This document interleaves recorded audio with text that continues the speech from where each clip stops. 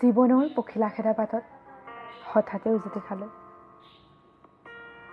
তোমাৰ অনাখৰি কথাবোৰ নিথৰ হৈ গ'ল।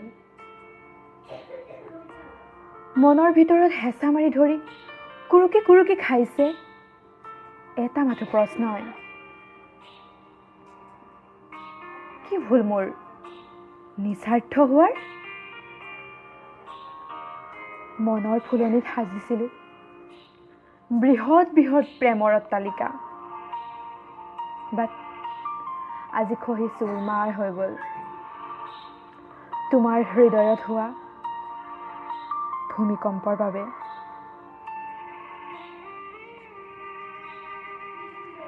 যদি সংগ্ৰাম জীৱনৰ আন এটা নাম হয়,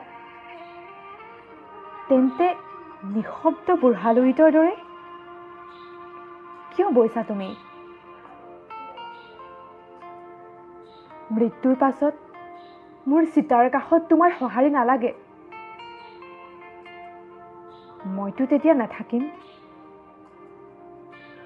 মোক লাগে জীৱনকালত মোৰ অট্টালিকাত তোমাৰ সহযোগ। মোৰ নিচা হ'ল তোমাৰ মাজত মোক দেখা পোৱাটো। মোৰ দেউতাক সুধিবা, তেওঁৰ নিচা আবেলি সূৰ্যাস্তৰ লগত কথা পতা।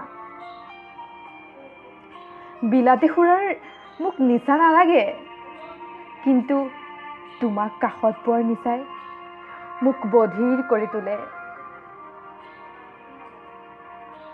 হৃদয় যদি ৰেচনৰ কাৰ্ড হয়, মই ক'ত বিচাৰি যাম বসন্তৰ ঠিকনা? আৰু বধিৰ নকৰিবা, মই ধ্বংস হৈ যাম। তোমাৰ একুৰিয়ামততো মই কোনোদিনেই দৰিকণা নাছিলোঁ।